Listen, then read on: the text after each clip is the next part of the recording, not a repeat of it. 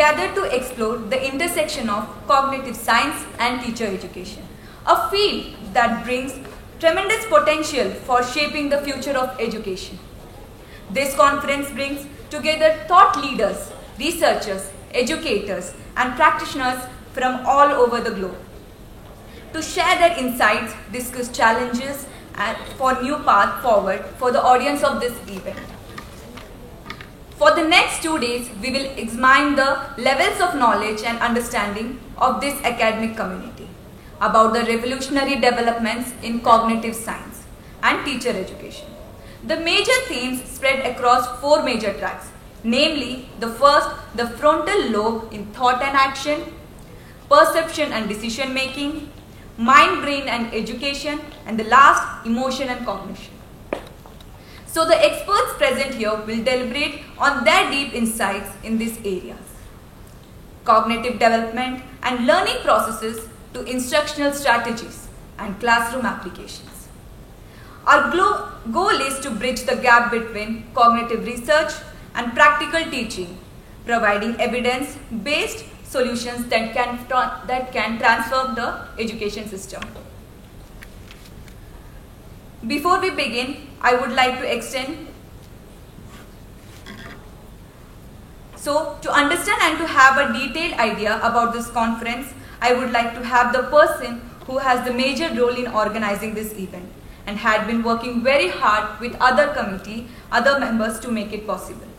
Please join me in welcoming Professor K. Chellamani, Organizing Secretary and Dean, School of Education, Pondicherry University, for the welcome address. Ma'am, please. Very good morning to everyone.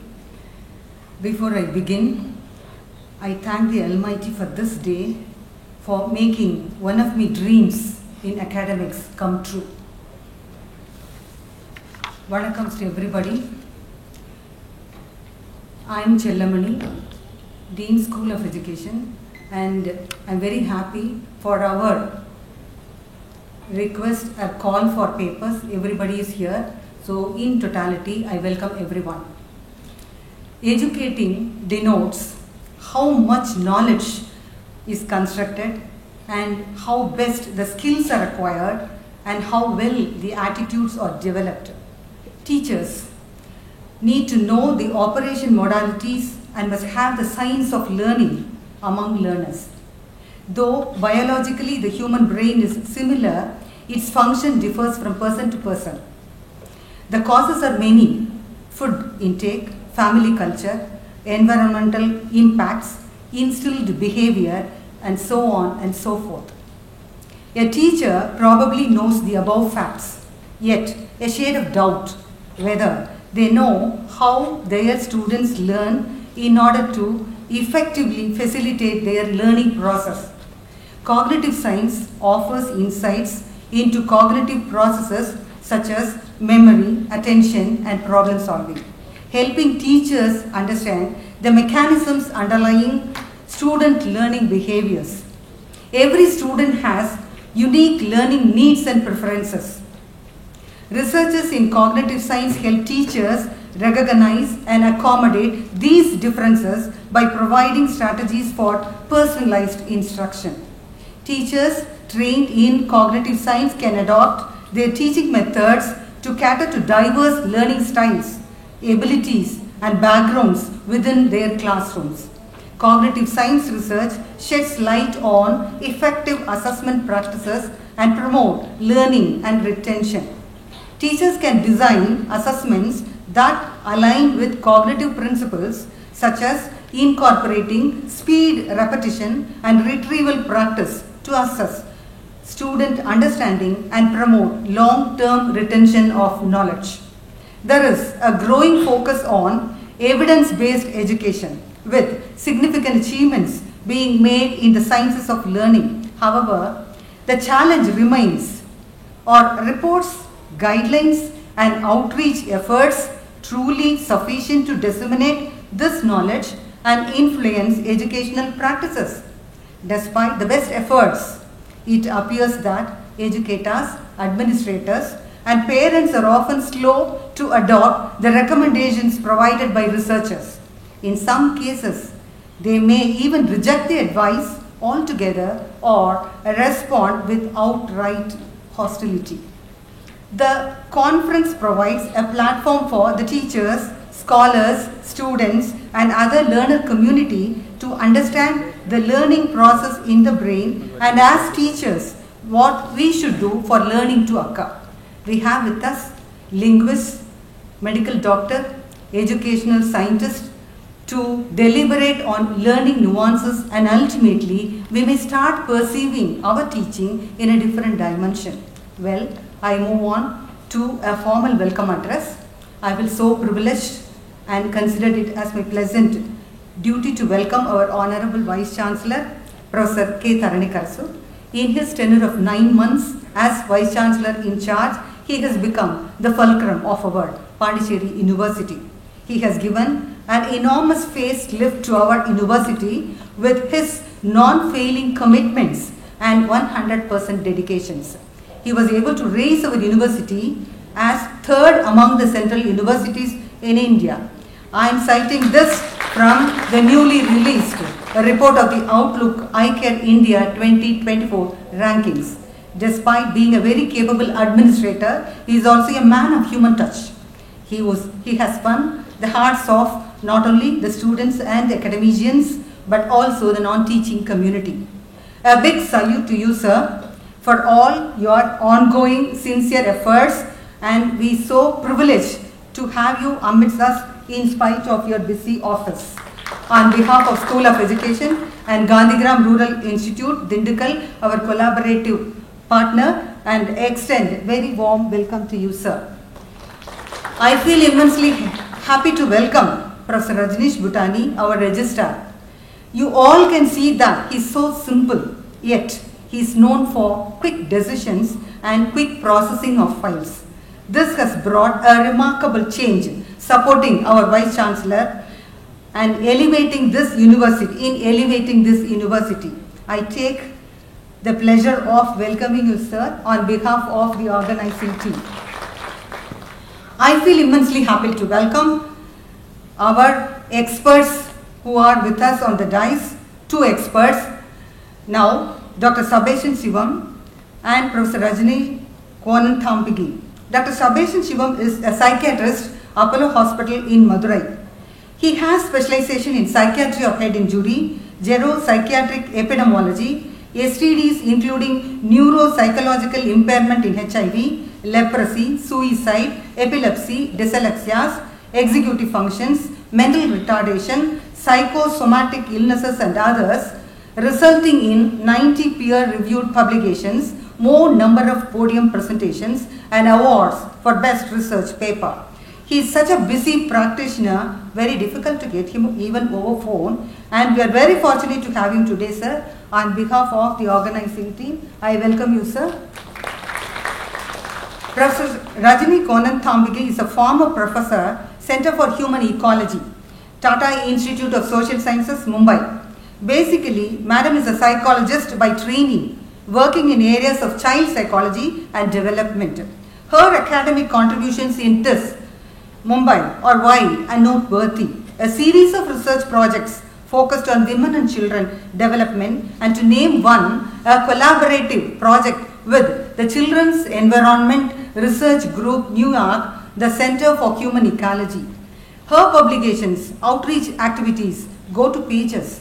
Her deliberations will provide insights for teachers gathered here. On behalf of the organizing team, I am very happy to welcome you, madam.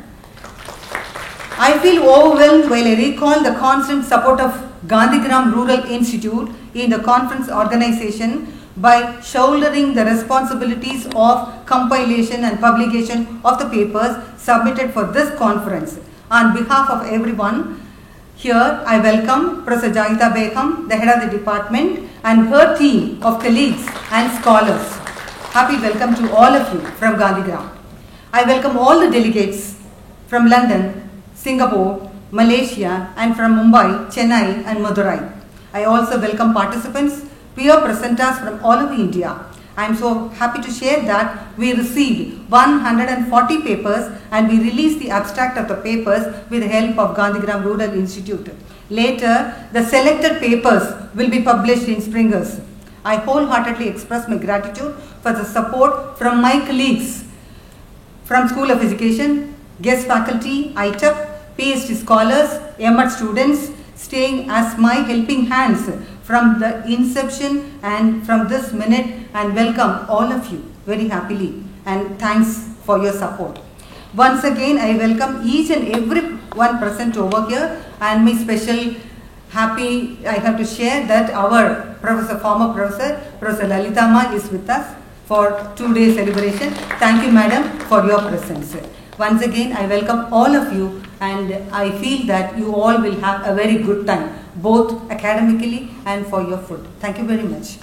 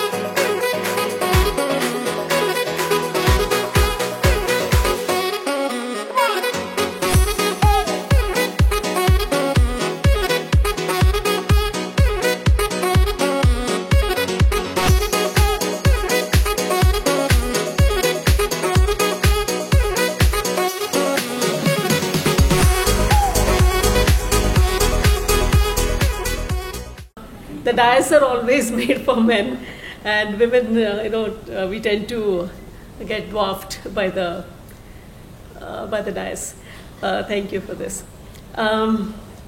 Actually, the task before me when I saw the program is a little difficult, because all the aspects are going to be deliberated in detail. But what I will do here is just to give you a glimpse of what are the things that are happening, and probably how one can, what are some of the aspects that can go into application, teacher education application, and also my pet area of work. When earlier I worked in field of education, is to look at how education can be meaningful for the child, and how it can be holistic, and the child enjoys the classroom. And as I started working there, I also realized that teachers in our country are neglected a lot, especially teachers who are teaching in the elementary grades, who are doing a great job of bringing not only literacy, at least some percentage of the children do begin to enjoy learning. And given the complexity of our classrooms, large classrooms, and other, today, especially in the context of today, a lot of politics enters the classroom. So they're doing a huge job, and nobody cares for the teachers. And what about their own well-being and their further education and support for them? So that is something that is neglected. So can we bring, when we talk of teacher education, can we bring all these aspects together? Again, we have to define the field of cognitive neuroscience. It has been, we all know that it's a multidisciplinary approach, talking about bringing in findings from neurology, especially the brain's functioning, and what does help education and what doesn't. Cognitive psychology and certain realms of psychology as well. Philosophy, because when we talk in terms of what memory theory is to apply, or what learning theories are more appropriate. So we need a larger understanding of what philosophy is. Especially, I would urge educators to look at our own worldview and our own philosophy about what is reality, what is it that we are talking about when we want to teach children to be relevant, to understand from where we function and all that, because this has an implication for looking at holistic education, and also to see what has happened to us because we were ruled by the British or other other countries for a while. Our education, which was that there are flaws in our education system, the earlier, prior to the British coming in here, we have the what is it called? The Gurukula system was meant for a selected few, so that is one of the main drawbacks of that system. But that education and the other aspects of education, that is apprenticeship, was rooted in the culture, the cultural practices. So with the British coming in, we lost all of that. Our education became the given. So we revere the given text so much that we have lost our own, we have lost validating our own experiences and our own traditional knowledge. So we need to get that balance back in terms of being more contextual, more hands-on, and also appreciating other perspectives. So that understanding is required, and computer technology, because without the IT expansions, or when I say expansion, the developments in the field of IT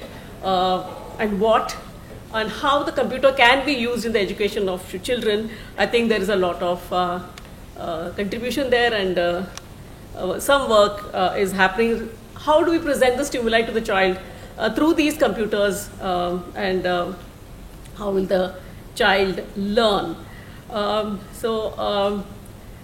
Again, from the field of psychology, yes, cognitive psychology, which encompasses many processes, as we know, from attention to decision making, is there directly being employed. But in many of our schools and contexts, though individually the teacher may be doing this in the classroom, and also motivation may be a chapter for teacher education when they study psychology.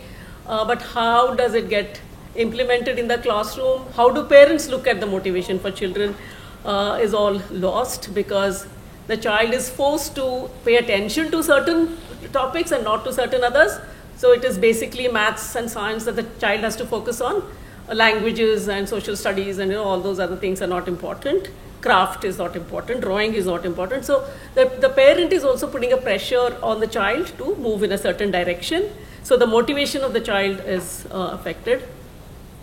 And a very important new area, I think Madam also mentioned that, is emotional intelligence. Today, what do we understand about one is, of course, the functioning of the brain, and together with it, the emotions.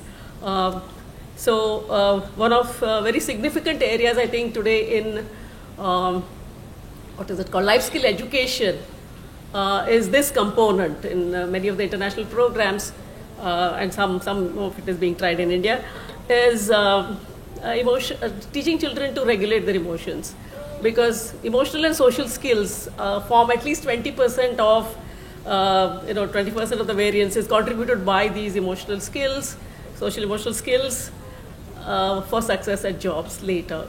Of course, we need our job skills, but we need people skills as well. So emotional regulation, if we can teach children to be able to regulate their emotions, we'll be going a long way.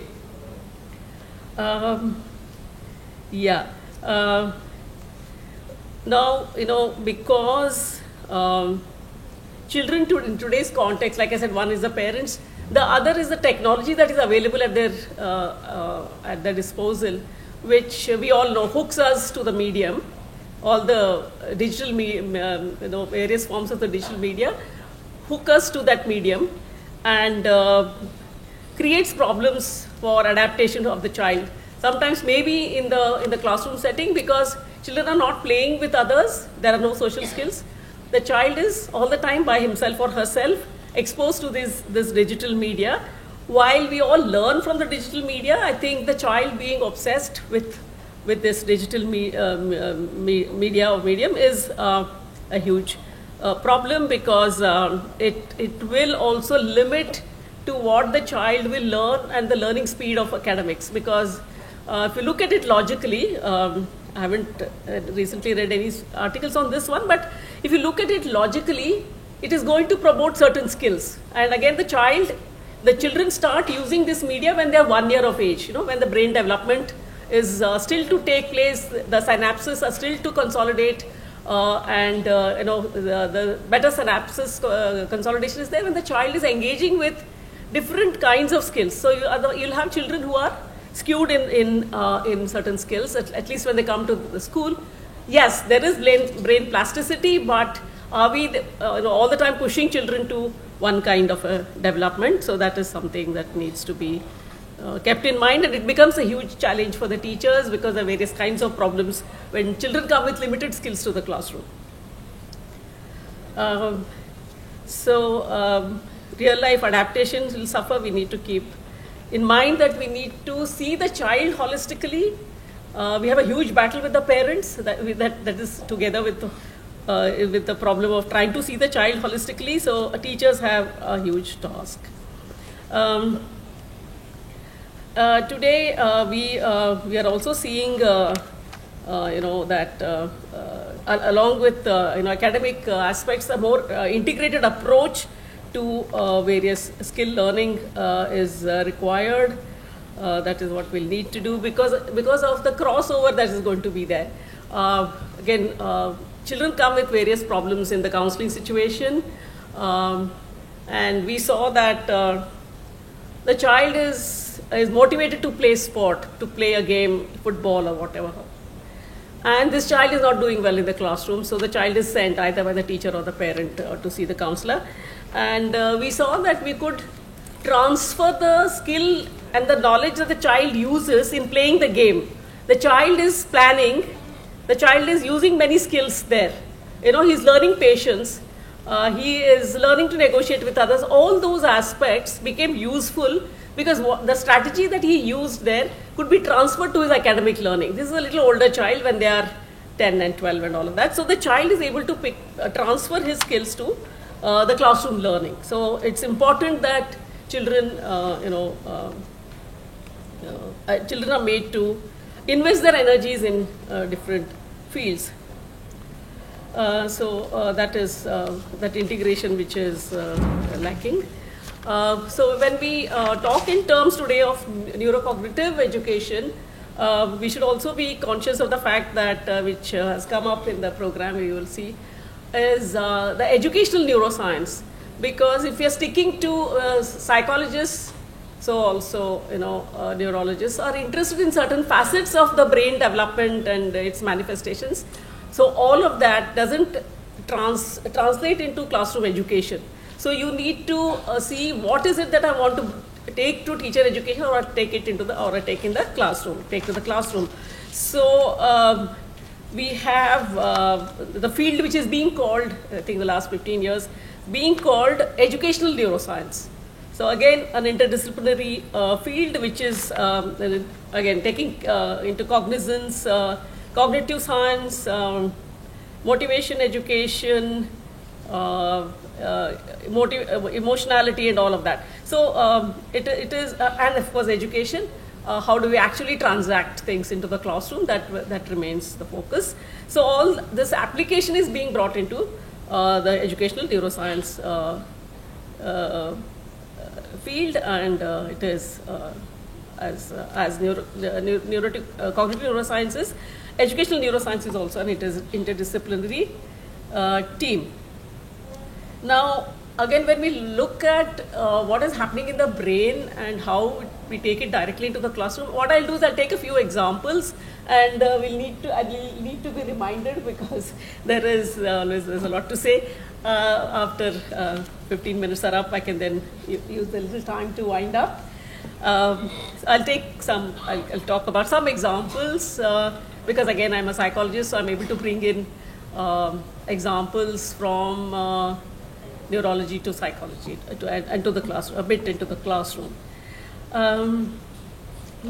So brain, in the initial phases was looked at as an entity which, where the model is that learning is stored and, memories in the form of memory, and, we teach children to recall, and, whether the child has learnt is made clear if the child is able to recall and write exams and things like that. So it was looked at as a one-way process, but we know that the brain is not unidirectional. The processes in the brain are interactive. So learning changes the brain, interaction with the environment changes the brain. Okay.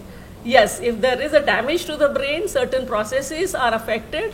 Some processes are recovered after a period of time, after the brain is able to do certain recoveries. And today's main idea is that aspects that we learn are not, one is, even when encoding happens, it is not happening in one site in the brain. The many aspects of the brain are involved, many structures in the brain are involved, and therefore the loss is not always permanent. Many times when we have to recall the material, it is to do with the cues, the way the encoding has happened.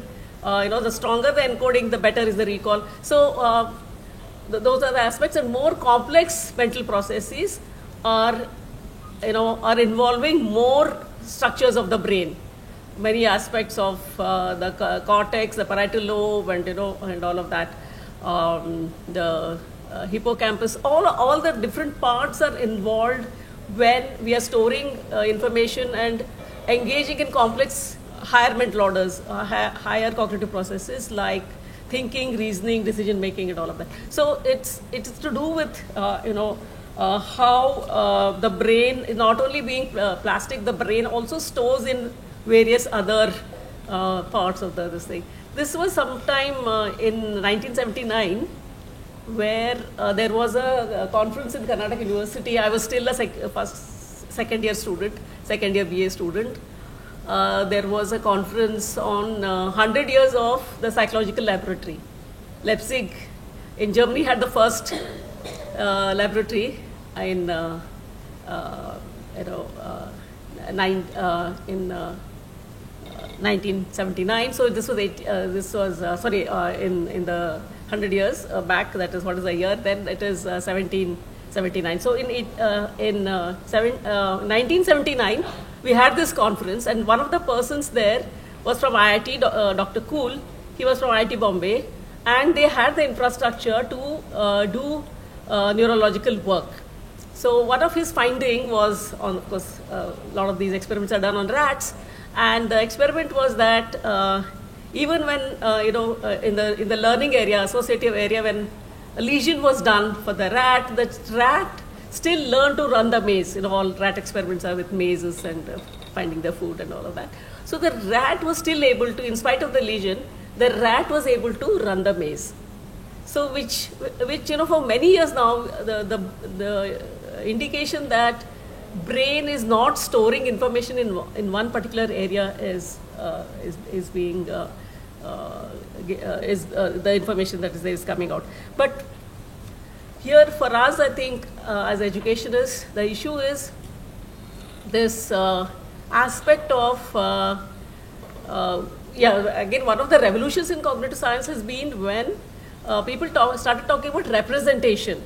The early work on perception had already told us that the stimuli that is given to the brain, they talk more about the visual stimulus. The stimulus that is given to the visual system has to be interpreted. Only then it becomes a perception. So today they're talking in terms of proximal stimulus, the stimulus which is there in front of you, the image that is actually formed on the retina, again, which is complex.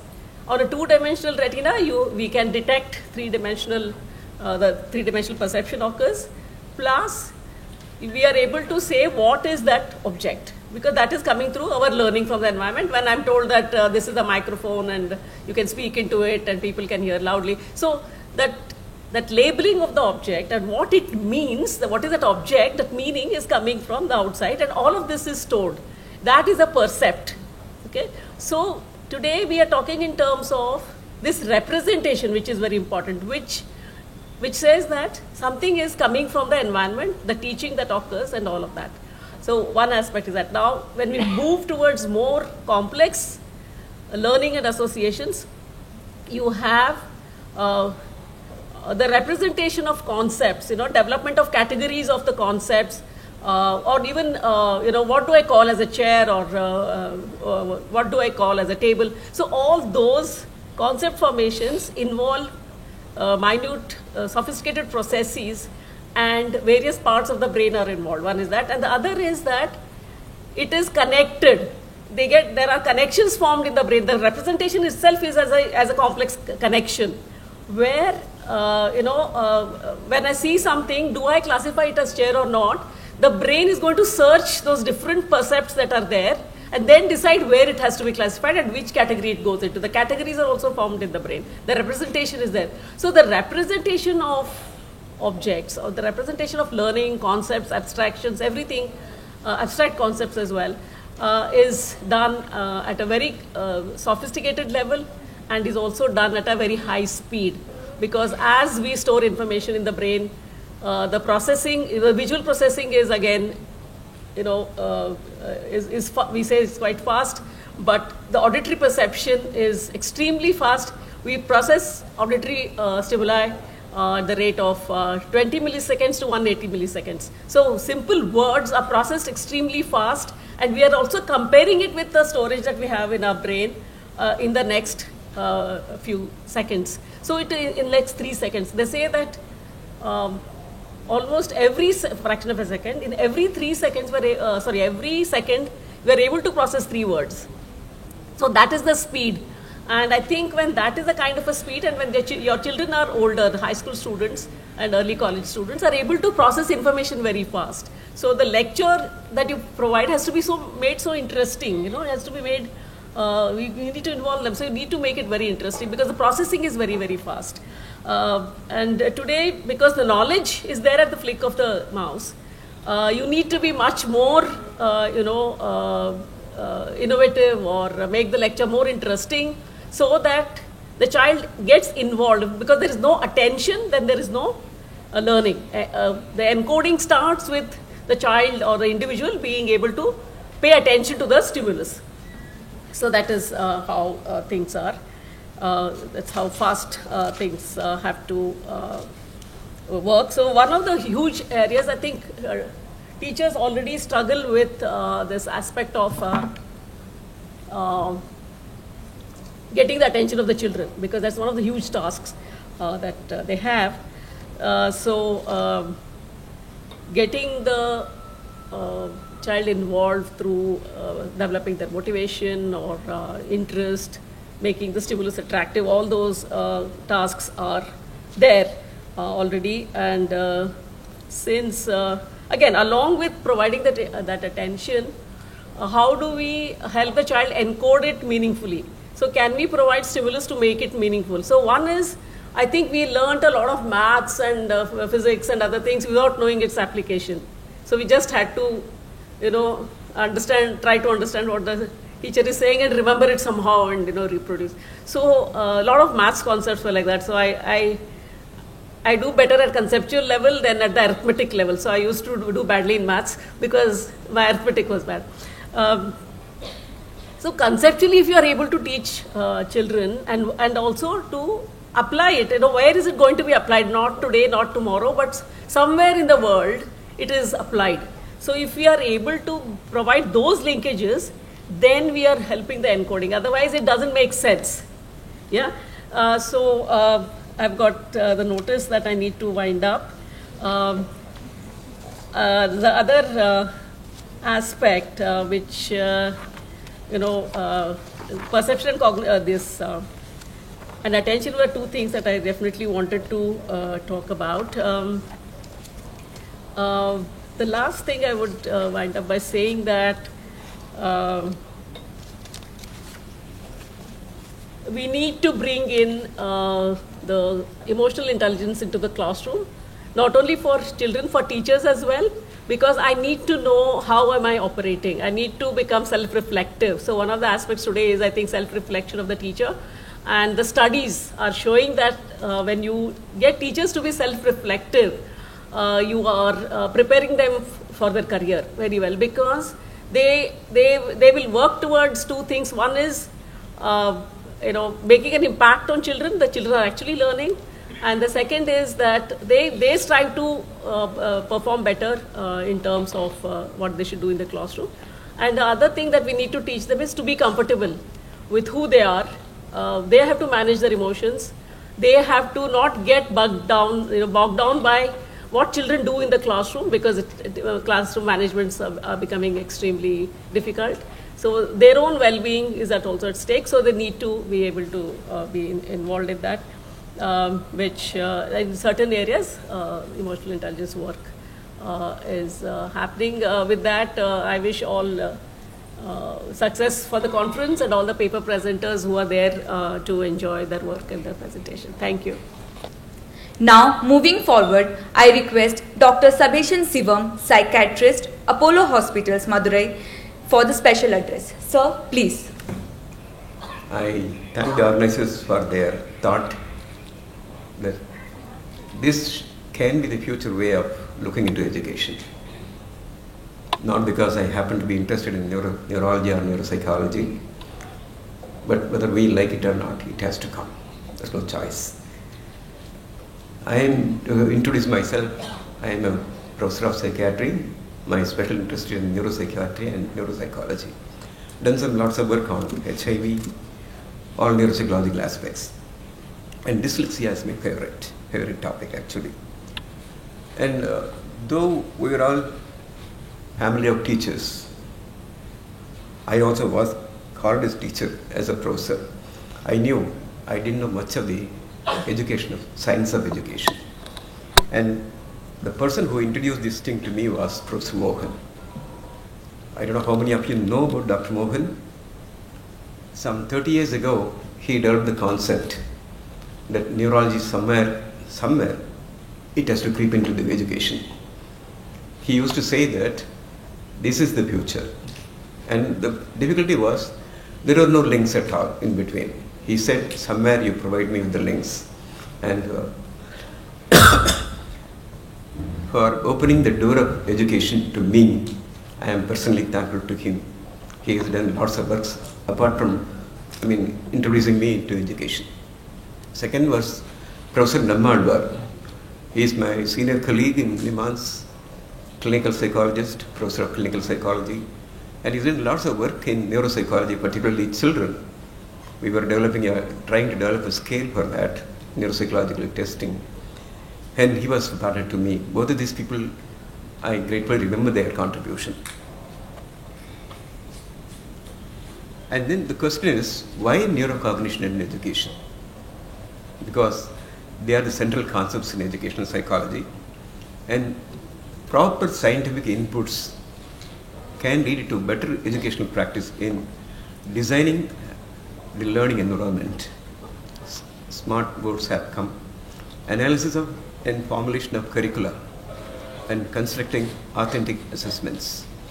And in the process, as neurologists or neuropsychologists, we also get benefited.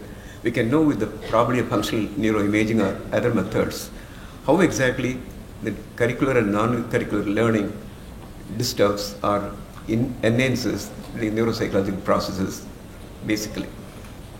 To have a science-based and development-appropriate approach to optimize our teaching roles and maximize our gains, that should be the real purpose of combining neurocognition with education.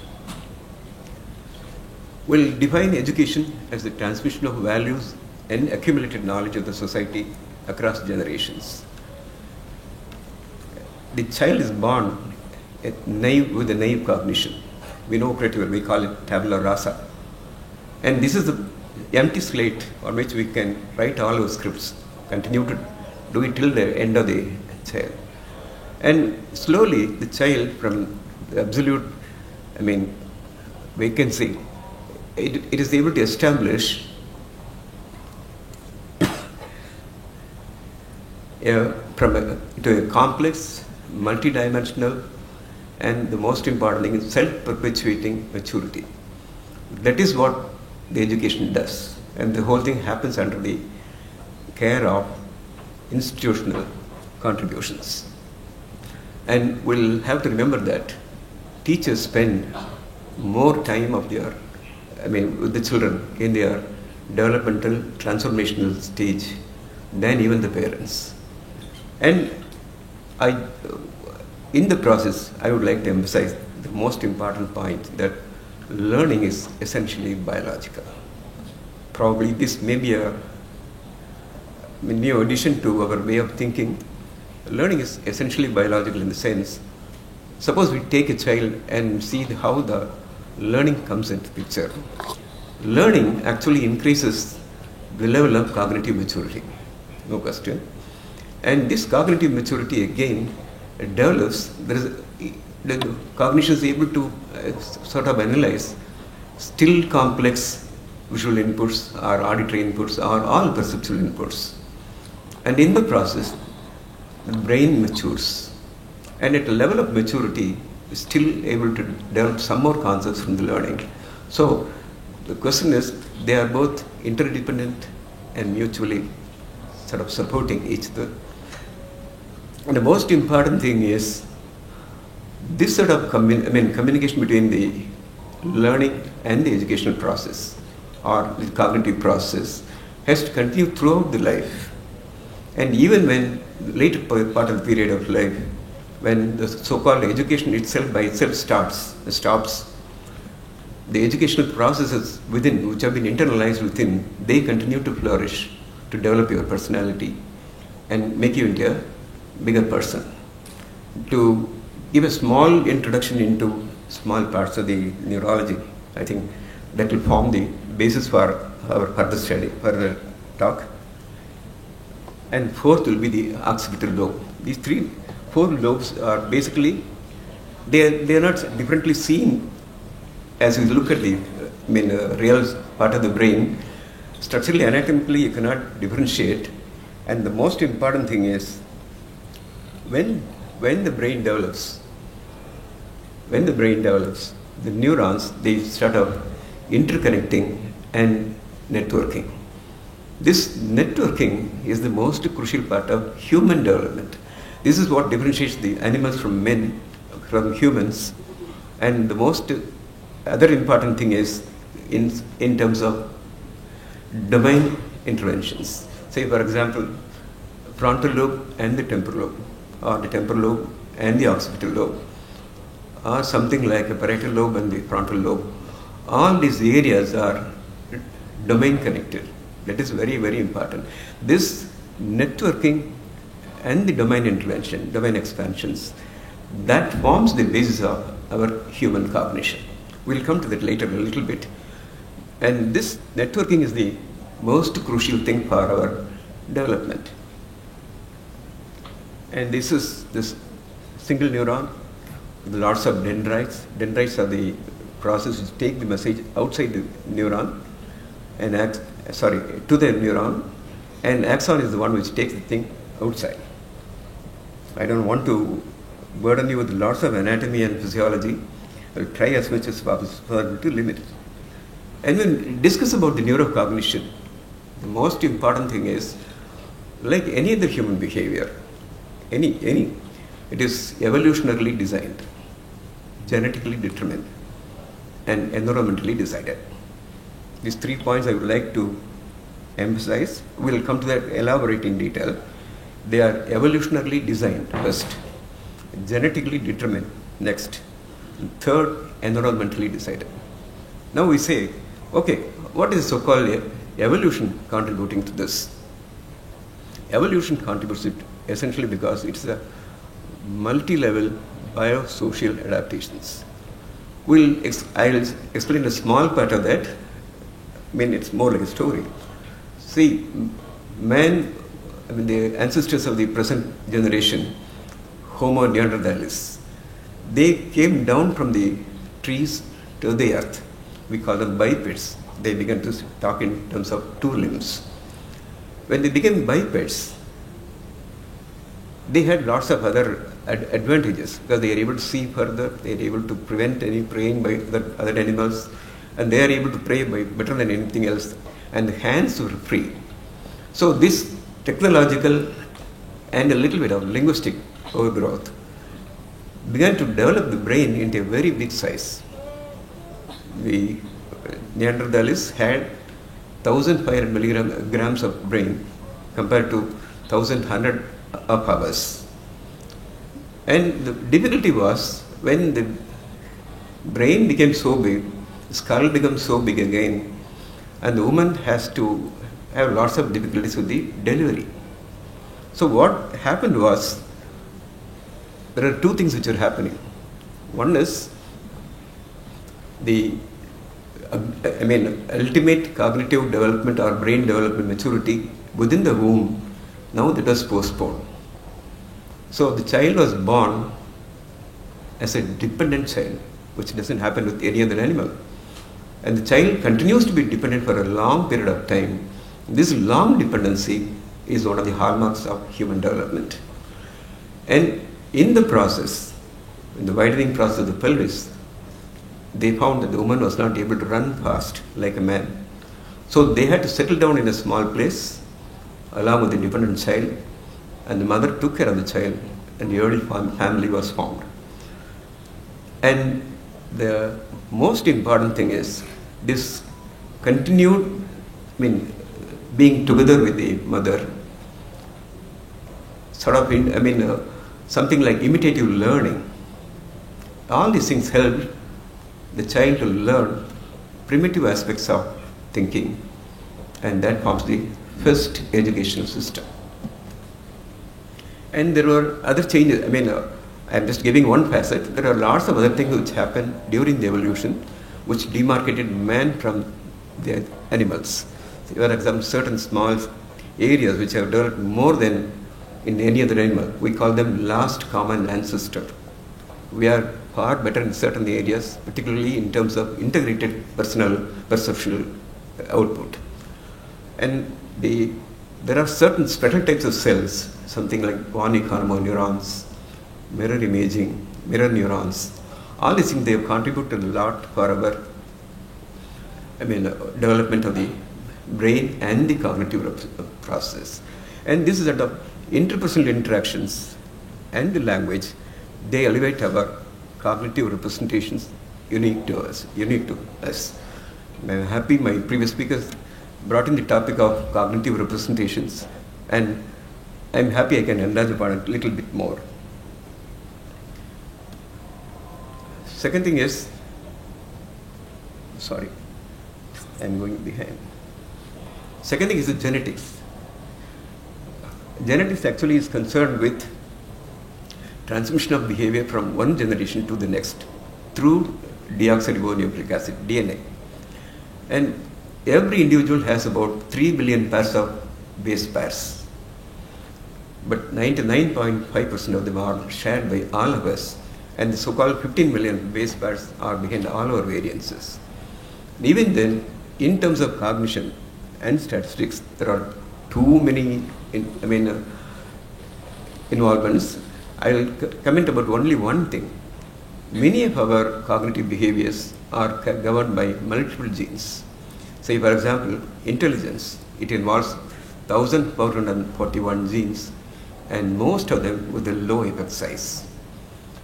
And otherwise, the genes control many of the brain development, particularly cell proliferation, cell specialization, the connectivity, axonal connections, signal transduction, all these sort of things, they are all managed by the cell proliferation. And the last thing about the genetics is the signal-induced transcriptions triggered by experiences. Say, for example, I form a concept. I am going around, I am seeing a perception, some perception is happening to me. I derive a concept around that, and this concept has to be put into my head permanently. And this is called as signal-induced transcriptions. I mean, don't worry about the word, but this particular process is called as epigenesis. And this epigenesis is essentially characterized by genetics essentially. We will come to the most important part of the control, environmental. The ultimate unfolding of the human behavior is environment-centric. It is concerned only about the environment and the obligations to the environment. It is environment created, environment shaped, and environment sustained. And there are lots of studies about this, to which I will not contribute much time. To mention a few, Noam Chomsky's modular hypothesis, Konrad Lorenz and imprinting, Vygotsky's central decision studies, and Durganand Sinha's cognitive lifestyles. They are not just words. These are all things which have been taken into consideration by in a few of our studies, particularly the last one, cognitive lifestyles, urban cognition and rural cognition. All of you would have definitely known about them. How exactly they are able to manifest certain outcomes in head injuries. That is one of our studies. And here again, the child does not move with everybody. There are what we call as intentional agents, we call them.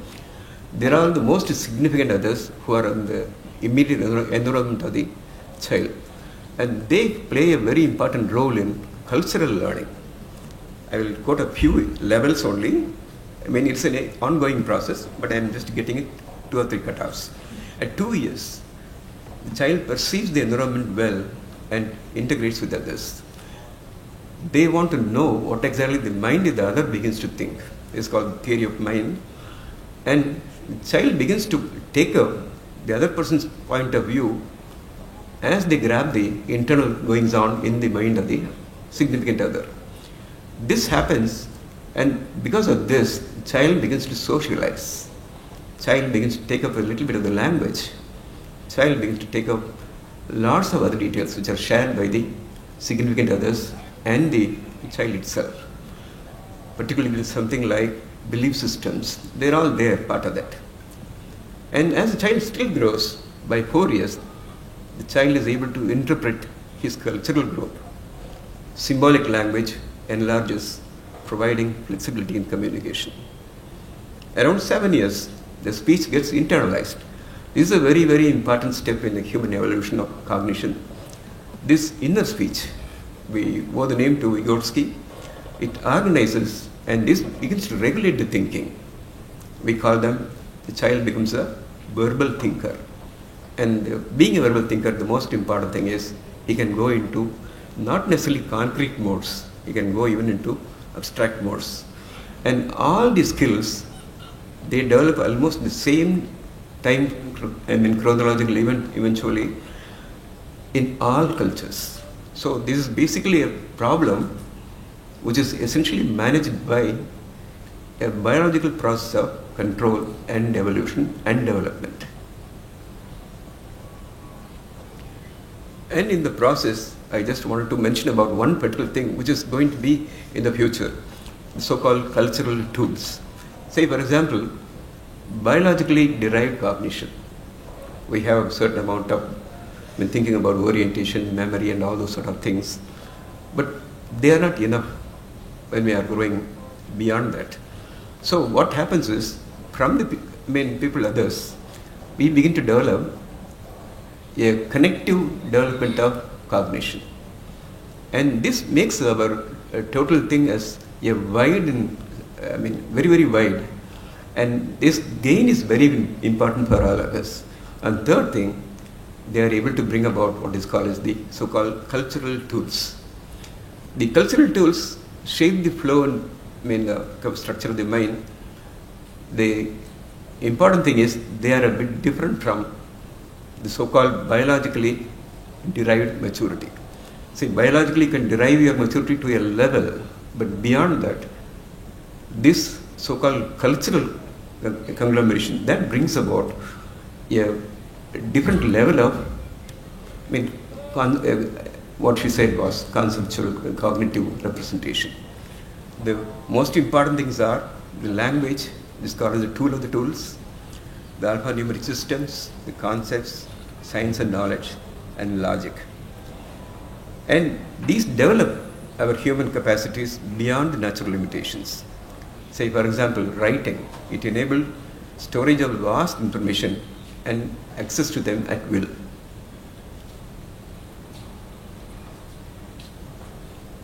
And one difficulty with the so-called cultural tools is, as we go beyond a particular level, we forget what we have biologically derived. Say, for example, yesterday we landed up in Viluppuram. From Viluppuram to Pondicherry, I come several times, and there are so many blockades. So-called my spatial orientation was totally out. I couldn't do anything about it. And then came the divine angel from the GPS. She told in a very controlled, commanding voice, this is the way we have to go, this is the way you have to go. And we landed up in our place. The question is, when we say biologically we are deriving lots of inputs into the thing and we are able to organize our way of conceptual realization, these are systems by which you are going to develop more and more, which is beyond your cognitive processing. And these instruments, they take up your cognitive processing. Whether it's a good thing or a bad thing, it has come to stay. Say, for example, you want to multiply. Say, beyond a few numbers, particularly the decimal, you cannot do that. You know your cognitive limitations. All that you need to do is take your calculator, type it off, get the answer within a matter of fraction of a second. So, it does not say that we are useless. All that I am saying is we are able to control a much useful element, a tool for our ulterior purposes. You cannot remember any phone number all that easily. We have actually lost the capacity to do that because we are convenient with the tapping the thing and knowing the number immediately. So these are all things which are very positive about the future developments of the cultural tools, and these are very useful, I will tell you, when we go for a rehabilitation. And such attainments are exclusively human, and the most important thing is they are unique to human cultural matrix. I think so much for what we have been literally discussing, something about the theoretical aspects of the development of cognition, but the most important thing is to see what exactly are you going to do about that. What I would suggest is, I don't say that every teacher has to be a person who will be able to analyze cognition very well. No. But they should be able to be taught about certain things, and that is precisely what Dr. Mohan insisted upon. We classify the neuropsychological functions essentially on three important. One thing is the hierarchical standing, the complexity, and the neurophysiological organization. These three are the most important thing. Based on that, we classify the whole thing as primary mental functions, secondary, and the tertiary. Primary includes consciousness, attention, memory, learning, perceptions, and orientation.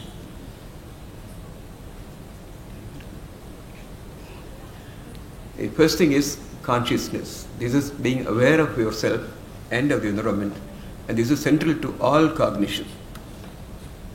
And maintaining the optimal level of cortical tone, there are systems which make the whole goal-oriented activity to mark the consciousness, ARAS. And we have seen many children, you will definitely be aware of that, dropping in the class with the sleep. They are sleeping. The question is, recently we have seen there are children who have been given drugs, maybe for example seizure disorders, fits and other things, that can sedate the child in the daytime also. They will not be able to maintain the attention properly because of the subdued level of consciousness. And there are also our own problem areas where the child is allowed to play with the games in the cell probably around 2 o'clock in the morning. Child needs at least 8 hours of sleep. Child has to go to the class by 8 o'clock. Child will not be able to have a normal level of consciousness. They are conscious in the sense you make them, usurp them, they definitely get up and then begin to answer. They are fully absolutely all right. But the question is, left to themselves, they will try to sleep out. So this is one important thing we have to remember. Unless the child is really fit, child cannot go ahead with the learning. Second thing is the attention. One is the tonic arousal and the basic arousal, selective attention and sustained attention. All the three things are essential for the child. When we say arousal, as I just now said something about that, generalized state of physical and mental preparedness to respond. And this again, unlike consciousness, involves more neural circuitries. Second thing is selective attention. This selective attention is something, in a gamut of perceptions, you are able to choose one and focus only on that. Not totally to the exclusion of everything else, but relatively to the exclusion of everything else. I am putting the whole thing in a jargon. Suppose I give an example. Suppose you are listening to a music. SPB is singing to you. Balasubramanian is singing. There are possibilities that you are interested only in the lyrics. It may be possible that you are interested only in the background music behind in the song. And third, there is every possibility that you can bring the whole thing from the memory storage and begin to recapitulate the whole thing by yourself. And out of all these things, you will be able to like only one. You will focus only on that and you will listen essentially for what exactly you want. But you will be aware of the other things. This selective attention is the most important thing when we come to, particularly when there are lots of perceptual inputs. This particular selective attention is only intentional. The moment you intend to do something, the selective attention happens automatically and it's a pre-conscious level. We have how exactly it happens, like, say for example, discharging from the current task by the parietal lobes to move attention midbrain. These are all neurophysiological events which are happening when you begin to fix the whole thing in a selective way. And the important thing is it implies parallel processing. Third thing comes is the sustained attention. This is under voluntary conscious control. But the whole thing is very limited in sustenance and it's essentially a sequential processing. You may wonder what is happening. Say for example a driver. He begins to drive for 3 hours, 4 hours. And the whole thing is a conscious attempt to maintain the attention on the road throughout. How long can you do that? Sustained attention. We always say the child has got lots of limitations in sustained attention. That is why we have the classes for 30 minutes in LKG, probably 40 minutes higher levels, probably college level 1 hour. Beyond that, it's difficult to sustain attention. But is it only the limit? No. A special part of that is called vigilance. When you are able to sustain the thing for hours together, because you are able to train yourself into doing that for long. Say for example, during one of my student days, I had to do a neurosurgical procedure. I opened up the skull, took out the biopsy and everything, bleeding wouldn't stop. And I started the whole process somewhere, put the burr hole in the skull somewhere around 6 o'clock. I ended up somewhere around 4 o'clock in the morning before I finished the surgery and went home back to the hostel. 8 hours, the difficulty was actually what I felt was, the difficulty was more with the legs than with the brain. If you are so conscious about it, if you really want to do it, you can be vigilant for any number of hours. But in normal activities, all these things they combine together and then continue to act. And this is the area probably which most of us have to worry about children. Children with the ADHD may not have any sufficient time for sustaining the attention for a long period of time. And then the perceptions. Perceptions we know pretty well, visual, auditory, tactile, olfactory, gustatory, and all these sort of things. And all these things, they have one thing in common. The neurological input comes from peripheral receptors. The message is passed down to secondary structures in the brain. And then thirdly to the cortical areas. So these cortical areas again, they go for their own integration. This is called as a perceptual integration. So for example, from the visual field, we have the retina as the first receptor, and this passes on the message to the lateral geniculate bodies, and that again to the occipital cortex, which is called as striate cortex. These are all areas, concerned essentially with the neurology, anatomy, I agree. But the thing is that we have to know about these things to see if there is any problem with any of these areas. Child can have a difficulty. And there are some derived perceptions like that of space and the time. And the space and time, it's a very interesting thing.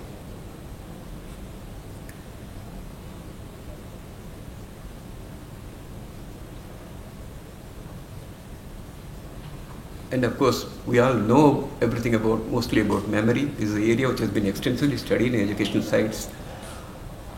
Three things which are fundamental to a memory process is encoding, storage, and retrieval. They are not isolated, they are interdependent and closely related. Encoding is the converting of an experience into an engram. This is called as a physical memory representation, CANDR. Then comes the organization of storage, procedural memories, declarative memories, particularly episodic and semantic, and schemata. And retrieval, recognition, and recall. And we know pretty well there are different types of amnesias. In orientation, suppose we go to a new place, we know about the perspectives of everything through your own perceptions, visual, auditory, all sorts of things. And then you come to your cognitive gestalt. This cognitive gestalt has to go along with what you already have in the memory as a representation, cognitive representation. And if it is so, you are able to identify this is that. Say for example, you know a person who almost looks like your friend, but there are differences. You look at him and then you work out, is this the same person, same person? Then you will know he is not. And this particular type of comparison with the past, all these memories, residues and everything, and comparing the present cognitive gestalt with the past, and then identifying something, that is called as the orientation. And small difficulties in these particular disturbances, they can have lots of problems with the execution of higher functions. For example, we take spatial orientation and mathematics. Say for example, when you say multi-digit numbers, their basic nature is they are columnar in nature. The value of a number is decided by its position it occupies. Say, suppose you take 63, 3 is the singles and 6 is the tens column. So the value of this number is decided by whether it is in the singular column or in the tens column. And then there are certain peculiar quasi-spatial synthesis which we learn by our own teaching and other things. And there are specific internal spatial schemata. We will not go further into the details. Look at this. This child is able to do it 63 plus 21, 84 correctly. 3 plus 1 is 4. 6 plus 2 is 84.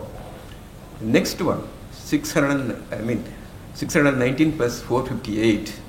The child comes with the result 10,617. Of course, the child will definitely get a 0 for that. But the difficulty is, for us, it indicates certain things. If the child does the whole calculations correctly, 9 plus 8, 17, right. 1 plus 5, 6, right. 6 plus 4, 10. The difficulty is, when 9 plus 8 is 17, the tens column should go to the tens column. The child is not aware of that. It's a very simple thing. In terms of spatial orientation, the child is not able to work out its own internal spatial schemata. But child ends up with the tag, the child has got a gross phenomenon called as acalculia. I'm just giving an example. Then we go for certain complex functions which are derived from primary functions and store data. We'll take a few, for example, speech, spoken and written, they are essentially processed in the linguistic cortex, emotions essentially in the Papez circuit, constructive functions in parietal lobes. These are all specific cortical areas, but it does not mean they are doing only in that particular area.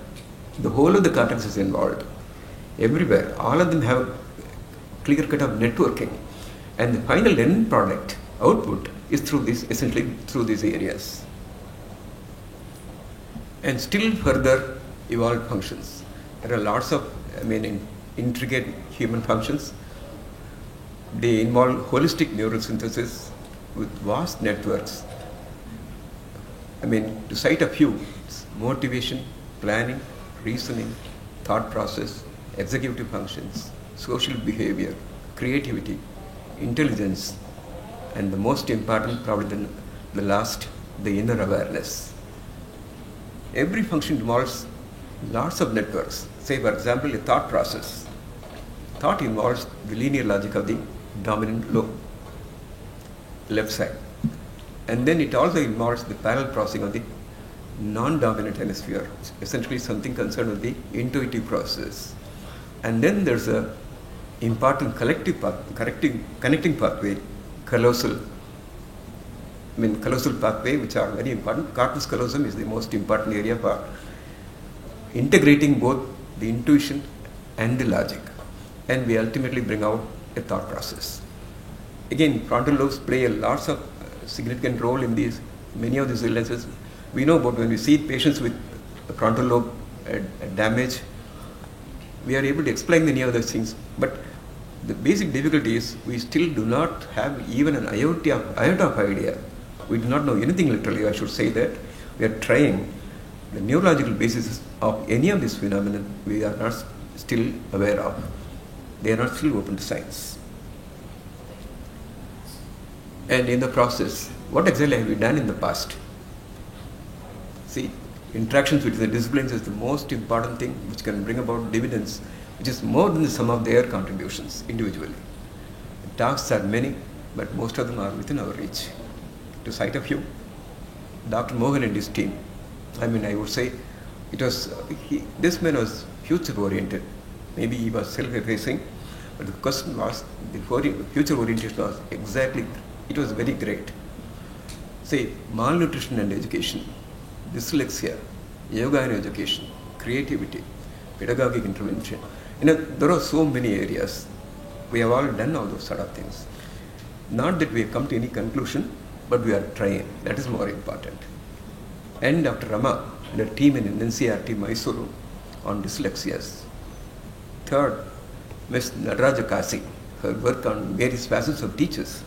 This work I am quoting essentially because she was the person who didn't focus much on children. She was working about the teachers and their emotional details. How how they were treating the cognitively compromised children. How was the thing going around? She did a quantitative analysis about the qualitative data, and she did lots of work probably in terms of counseling. And then the neuropsychological battery for children from NIMHANS. There are many of them which are going to happen. And what exactly do we need? The present need is to build a compendium of indigenous cultural fair neuropsychological tests for children. That is very important. See, we are all basically decided by cultures, and the tests should be culture fair. And they should be indigenous. We are not worried about that. Say, for example, Wechsler, intelligence scale. They asked who is the king of England. We are not bothered about that. And these tests should be specifically standardized for local population, and we have to establish the cutoff scores. And I still have the feeling a few teachers in each school should be trained in this under supervised guidance so that they can apply these tests to children. They should be taught to recognize the cognitively compromised child. That is very important, because we'll come to the last. Teachers need not diagnose. We don't want them. It's not fair also. But should have an index of suspicion. They should be able to refer. There should be specialized centers which should be able to manage these things in the proper way of correction with the interdisciplinary team. Parents and caretakers should be involved in the training process. And there are lots of things otherwise medically people are doing, like neuroimaging, genetic studies, prospective follow. There are all things which can give lots of base on which we can base our future planning. And what is exactly the thing we are going into the future? As we all know about it, learning is a crucial component of survival. Identifying the differences early is our first step. As I just said, the medical approaches, we are now trying to prevent many of the children who otherwise may not have been diagnosed, particularly the congenital hypothyroidism, type 1 diabetes, phenylketonuria, and other lots of inborn errors of metabolism. All these things we are able to identify, at least take some preventive measures for that. Second thing is, when we discuss lots of things about the so-called cultural tools, we have to start using them. For example, in my own clinic, I take up lots of deaf children who are able to read. That is very important. We have a gadget, it's a simple application. We are able to see the talking. It's a very, very simple tool. And I am absolutely at ease when I talk to a child who is not hearing proper. Third thing, other things is, as I said, cultural thinking is going to make many of our cognitive process easy. And we can enable the distressed child to go ahead effortlessly with learning. Say, for example, the child does not know how to do mathematics. Why should you worry about it? Give him a calculator. Let him go ahead. The concept is more important than the process of doing it. And in the future, engineering and AI will be useful in many of these areas, and AI-operated gadgets will be the future cultural tools. Interdisciplinary research between neurosciences and education is not just a possibility. It is an inevitable step into the future. Thank you so much. This is the tree under which probably I learned my psychiatry. This is from Nimans. This is the ward. This is a small area, you can see that. That is my ward. And this is the area where I used to sit under the tree with my mentor and see patients and learn lots of psychiatry. My Bodhi. Thank you so much. Thank you for this informative presentation, sir. Now, I take the privilege of inviting esteemed Registrar in Charge, Professor Rajneesh Bhutane, sir, Pondicherry University, for the felicitation address. Sir, please. Thank you, Ms. Vijita. And I would say what a wonderful start of this international conference. With such in-depth keynote addresses by our guest speakers, Dr. Rajni and Dr. Saveshan, I don't think there could be any better start of such an ambitious conference, if I can use this word. So I'm very happy to be here today for this international conference on cognitive science, evidences for teachers' education. And I use the word ambitious conference because of certain obvious reasons, because this is the conference which aims to bring together two different, in themselves interdisciplinary fields together, the cognitive science and education.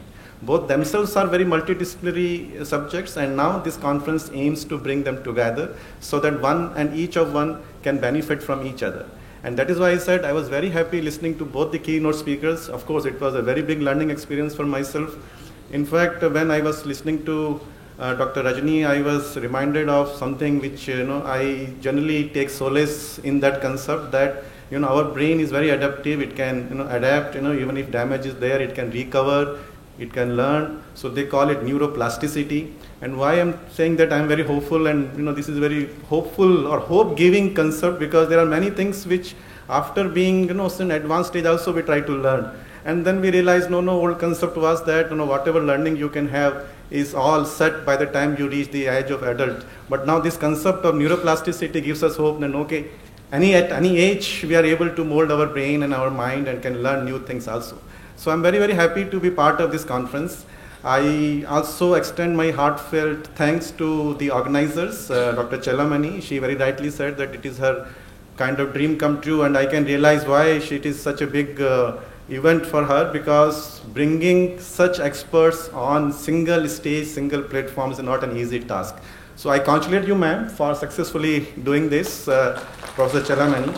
I also take this opportunity to thank the collaborators. I welcome Professor Jahita Begum from GRI and her team who have participated, and I was in fact, once I looked at the abstract volume, my immediate reaction to Professor Chelamani is that it's get up and it's very well designed. And then she immediately acknowledged it is all because of the team of the GRI. So I congratulate them and thank you for being part of this particular international conference.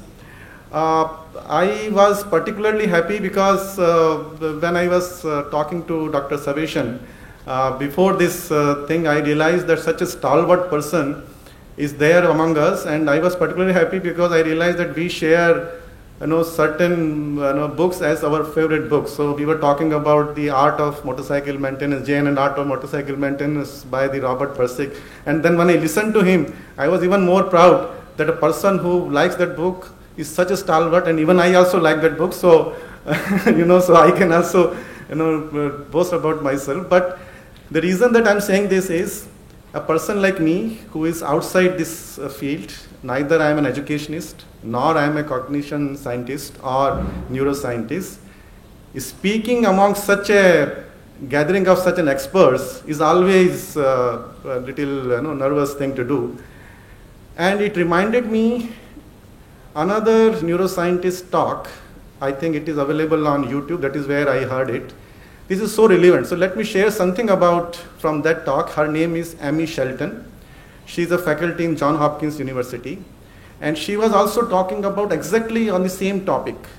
And she uses the word neuroeducation, which Dr. Rajni used the word educational neuroscience. And they call it neuroeducation. And what she was trying to do, she was trying to convey is that everybody understands it is very important that cognition sciences and educational technology, education sciences should be brought together, because knowing the cognition basis, knowing the intricacies of cognition, as very beautifully Dr. Sabeshan has provided us, will definitely help the teachers. Now what Amy Shelton said in her talk is, but we always talk about the evidences. So what is the evidences that this kind of knowledge is really helping the teacher? Now she posed a question, how do we actually empirically or experimentally measure that effect? What is the effect of such knowledge on the learning outcomes of student of a teacher? And she said it is not an easy task because it is very complex. You train a teacher in the cognitive sciences and then you try to see what is the effect of on his or her students is not an easy task. So she took another easier way.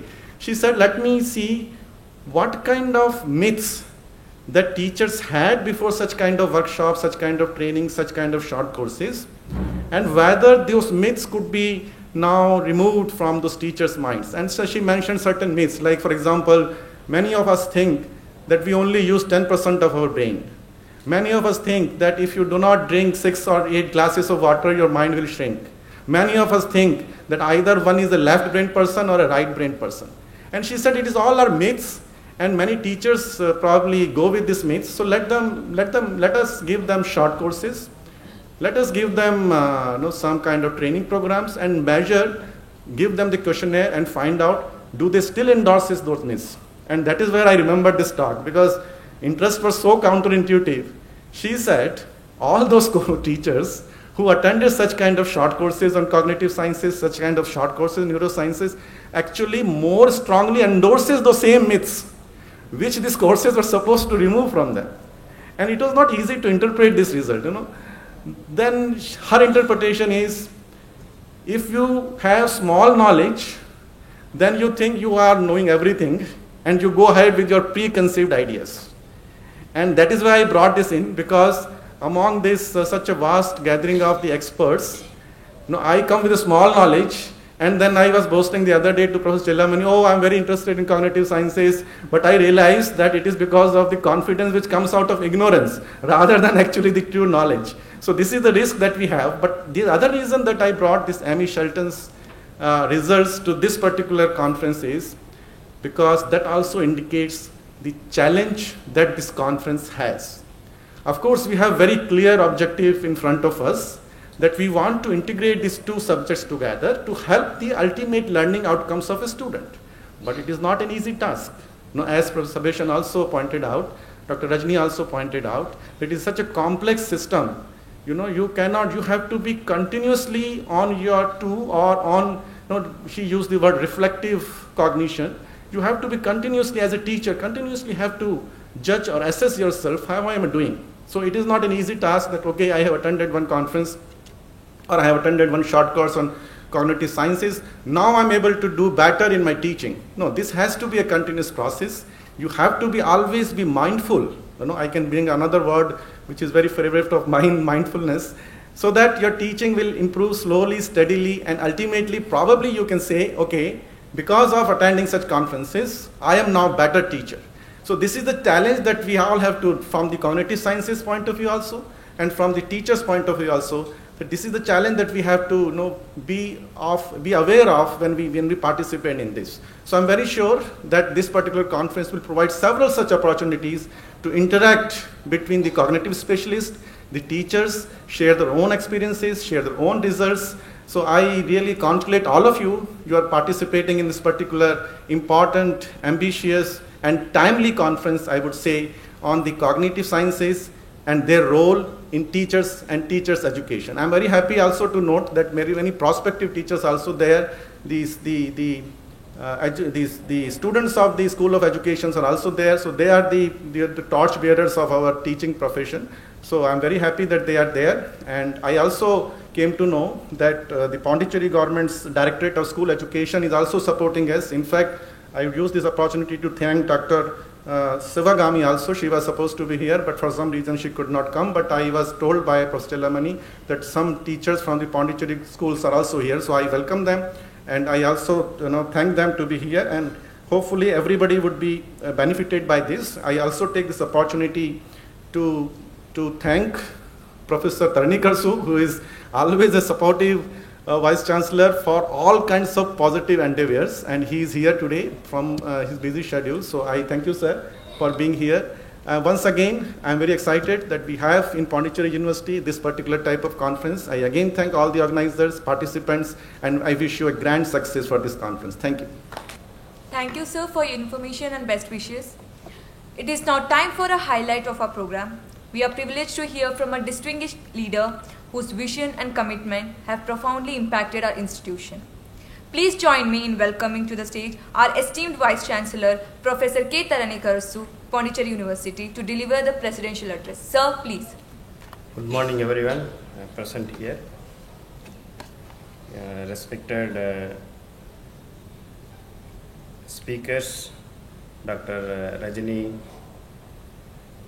Konatambigi, then special address speaker, Dr. Sabeshan Shivam, and our registrar, Professor Rajneesh Bhutani, and the organizing secretary and the Dean of School of Education, Professor K. Chellamani, and all the department faculty members from Pondicherry University as well as GRI, and all the national and international delegates, students, research scholars, ladies and gentlemen, good morning, everyone. I am really happy to be part of this international conference on cognitive science, evidences for teacher education 2024. So we have heard from different educationists about both, as our registrar mentioned, both our education as well as psychology. And I am not an educationist. I am just looking at the challenges in front of us, being an educationist. Of course, as a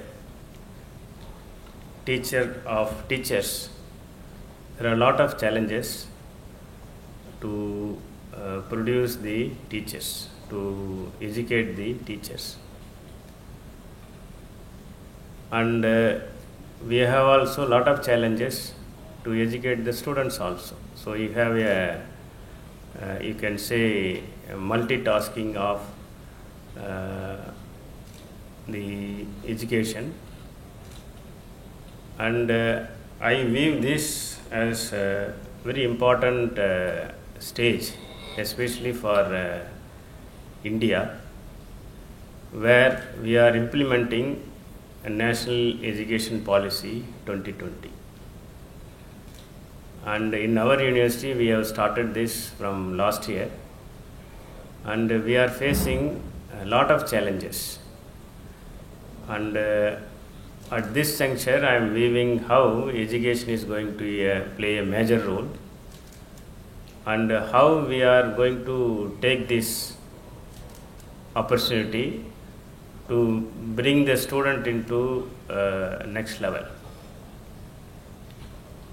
Because so when we take the education, all of you must be knowing, as far as I know, Plato was the first Greek philosopher who, as per our Western philosophy, first philosopher who told us that human cannot learn themselves. We have to bring into the class and we have to teach them. Otherwise they cannot understand, they cannot learn, their brain cannot learn themselves. We have to teach them. So this is still, it is very well taken, and that's why even our different cultures, different civilization, we started our education, and still the objective of education is remains question. How we have to do, and what is the objective of education? Whether we have to give them knowledge, or whether we have to give them knowledge for the life, or whether we have to give them knowledge for the job. And these type of questions still remains, and in this scenario only we are working to educate the educators. So the objective, that is, every country it varies, and especially for India. So the olden days, our objective was of education is to know the knowledge. If you are knowledgeable, then you can survive yourself. And based on knowledge you have only, the respect was given. But the present scenario is different. Most of our knowledge goes into the newer knowledges which can fetch you better job, and educationists are in the situation where how to bring a better knowledge where the students can get the knowledge.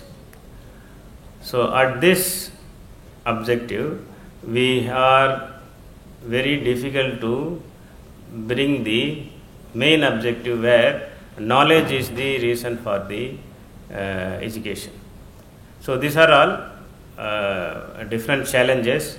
With this, we are all working, and we are all making our syllabus and teaching our students.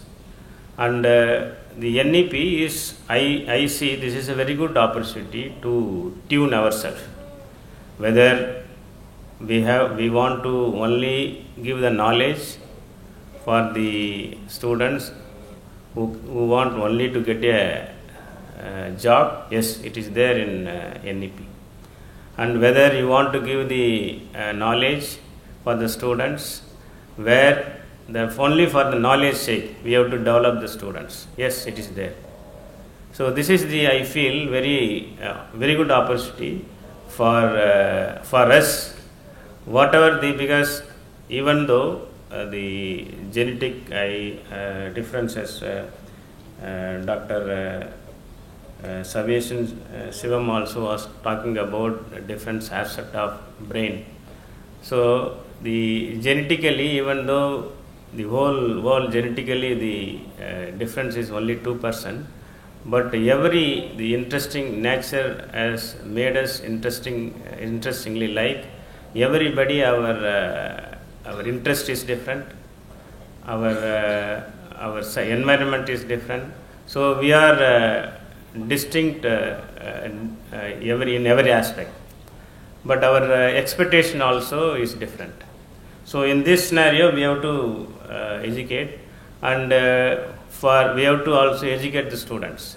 So when we educate the students, we have to give their knowledge based on their expectation, where they are interested, based on their capacity also. So our national education policy gives this opportunity, but whether we are all equipped for this, frankly speaking, we are not equipped. Whatever the opportunity the NEP gives, we are not equipped so far, but it is a good start, is always will yield a good result.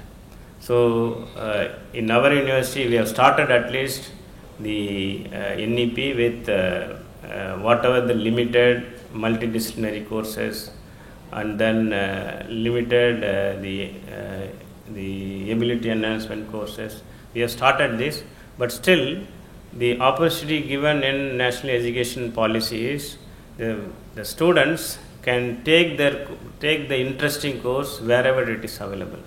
So this has a very good objective, but we have to plan for this.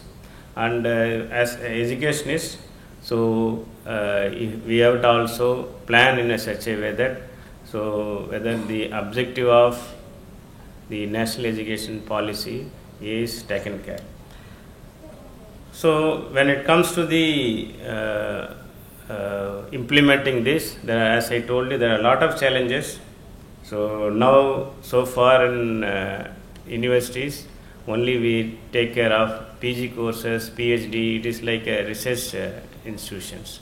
Now we are moving on to we have to start with the UG courses, and then PG as well as the research means. So it is a great challenge for our teachers also. Now we are only stick to our department where we concentrate only on our subject.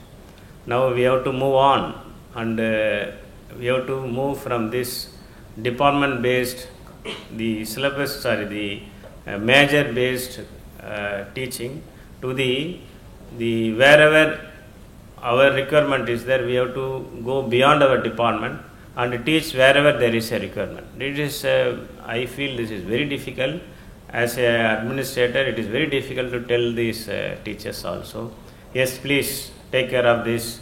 And they have a rigid mindset, but still I request all the teachers, or you can also make the effort to tell them that. So knowledge do not require departments. Knowledge requires, we have to go there and then teach.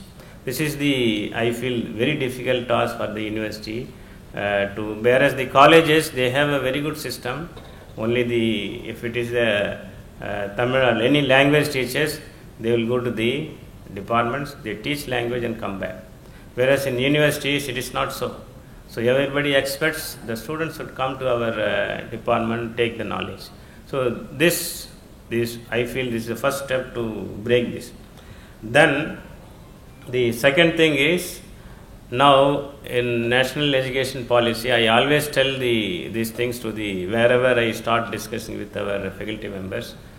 Every year, student can move from one university to other university. This opportunity is given. ABS is in force. Academic Bank of Credit is there.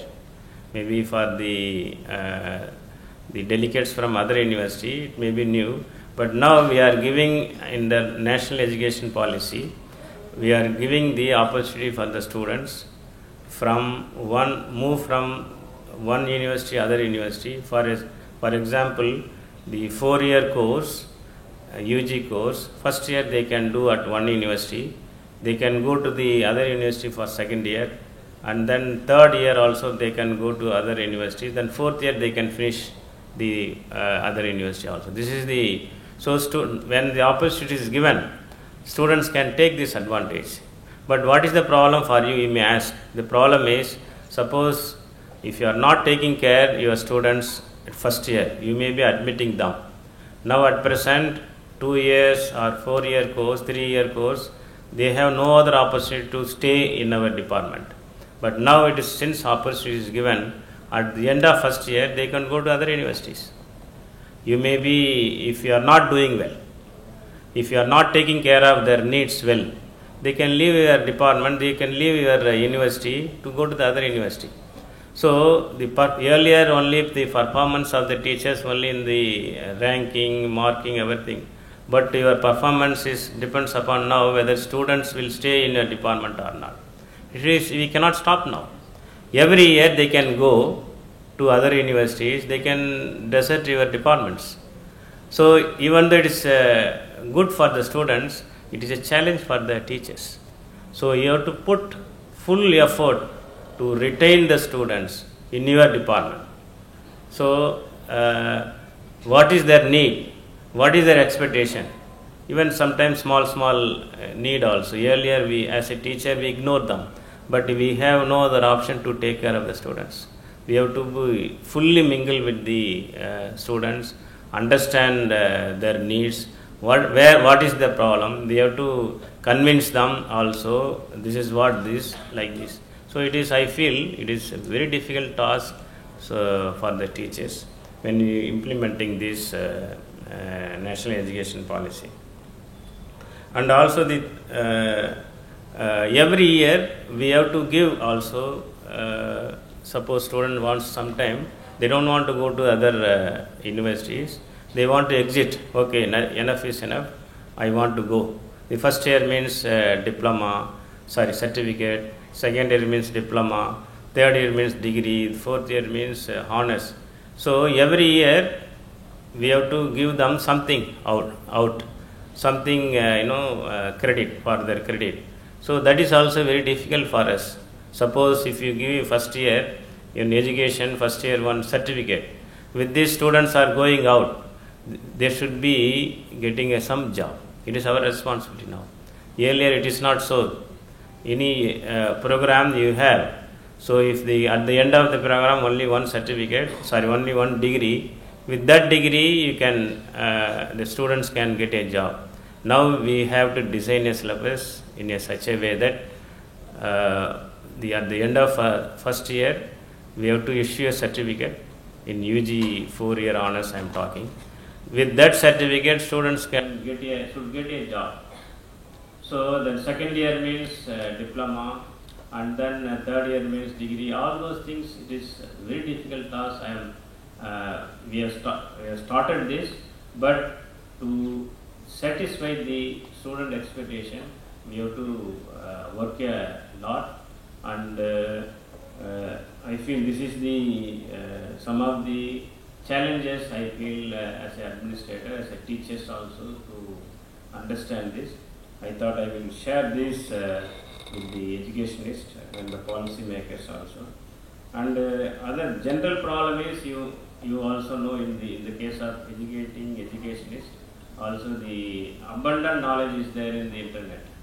But when it comes to the real knowledge in the sitting in the class, they don't know anything. So we have to first deconstruct them.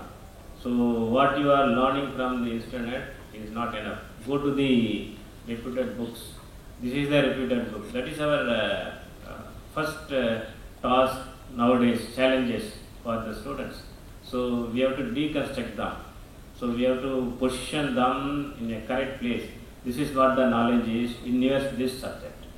So don't go to the places, don't read those type of unreferred web pages where the student can sometime get the off knowledge. That is very dangerous for the students to be as a full educationist.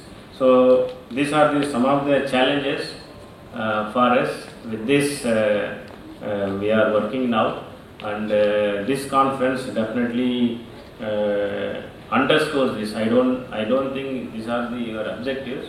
So with this scenario only, we are here to discuss about how to improve the education, especially in the cognitive science and teacher education and psychiatry, all those things. I have gone through the abstract book. So there are many resource persons from Malaysia, then London, Dr. Ramrata Rao from London, then Dr. On N Tech from Malaysia, and then Dr. Raja Armugam from Tamil Nadu, then Dr. Sita Lakshmi from Singapore, then Dr. Yuvaraj Rajamanikam from Singapore. I could able to see, and there are different resource persons from Mumbai and then Bangalore also. So I am really happy to be part of this. So I also congratulate Professor Chandamani and team for bringing this very wonderful international conference in education. I hope this deliberation will be very useful to all the delegates, especially our students. So I wish best of luck and I wish success for this international conference. Thank you, Ananta. Thank you, sir, for your constant support towards the student community and the university. As it's just the beginning of the conference, we have a lot of activities waiting ahead for us. And everyone might here will be very much excited to share their thoughts with each other. But before that, I request Professor M. Balamurugan, Professor, School of Education, for the vote of thanks. Sir, please. Good morning to all. At the outset, it's a time to acknowledge each and everyone contributed and participated in the two-day international conference on cognitive science evidence for the teacher education. On completion of this inaugural session of the two-day program, I am happy to deliver vote of thanks on behalf of School of Education and Gandhigram Rural Institute. First of all, I thank our Honorable Vice Chancellor, Professor K. Tharanikaarasu, for his valuable present and his presidential address about the constructive knowledge of the seminar, the cognitive science.